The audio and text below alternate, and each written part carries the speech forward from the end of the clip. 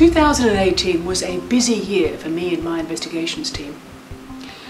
When I consider a matter is in the public interest, with broader ramifications, I'll table a report in Parliament.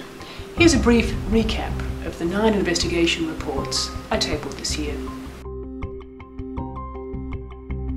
A woman with a disability was imprisoned for 18 months. She'd been found unfit to stand trial due to mental impairment, but was kept imprisoned because there was nowhere else for her to go. She was locked in solitary confinement for up to 22 hours a day. The state failed this woman. Her stay in prison breached her human rights.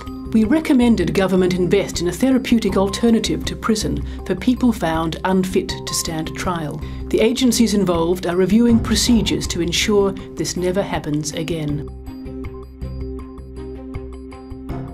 We were referred a whistleblower complaint about the behaviour of a college principal who abused his position by employing and promoting family members at the school.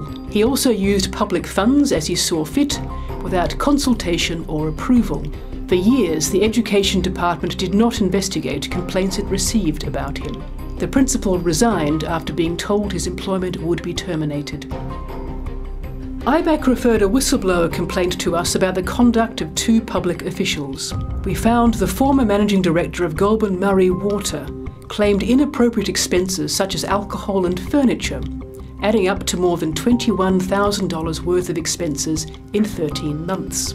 This was approved by the former chair, who ignored relevant policies and advice from staff. We exposed failings both with individuals and the systems that supported them. Our recommendations were accepted by the Minister and relevant authorities, and neither the Managing Director nor the Chair are now employed with the organisation.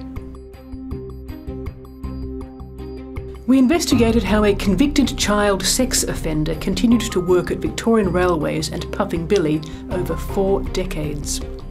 In his roles, he had unrestricted access to children whom he sexually abused. He was eventually convicted and died in prison in 2015, more than 60 years after the abuse was first reported.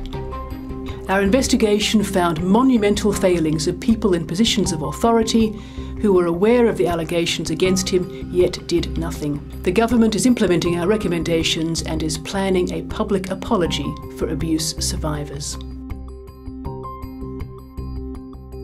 We investigated the administration of the Fairness Fund, which was set up to provide financial assistance to taxi and hire car licence holders experiencing financial hardship due to industry reforms.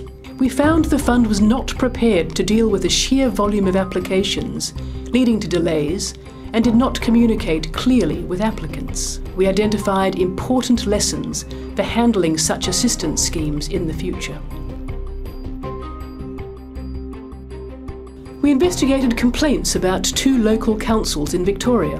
Wodonga Council collected $18 million in extra revenue from a waste management levy over 10 years. It used almost 1/3 of the money to fund other services like maintenance of parks and gardens and lawn mowing. The council agreed to reduce its waste charge within 3 years, bringing it into line with the true cost of the service. Meanwhile, we found Maribyrnong Council lacked fairness when reviewing appeals against disability parking fines. Exceptional circumstances justified cancellation, but the council refused to withdraw the fines. It did, however, agree to update its guidelines and provide training to staff. Parliament referred an investigation about payments made to campaign staff during the 2014 state election. I found 21 Labour members of Parliament certified payments to people as taxpayer-funded electorate officers, when the people were used for party political campaigning. While the evidence was they believed it was legitimate, it was wrong and they breached the Members' Guide. The Labour Party paid back the public funds that had been misused. Legislative and other reforms have also been made or proposed. A parliamentary committee referred allegations made by the former principal of Parkville College. The allegations concerned the principal's interaction with the then Secretary of the Department of Education and Training and one of her senior officers. The principal alleged he was pressured to give certain evidence to the Supreme Court, that the state misled the court, and that he was investigated by the department in retaliation for his evidence.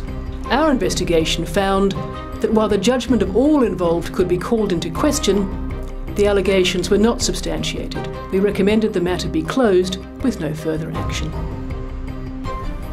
My office seeks to ensure fairness for Victorians in their dealings with government agencies. As you can see, our investigations this year reflect that commitment. Through exposing certain issues, we improve public administration, and in doing that, we help the public.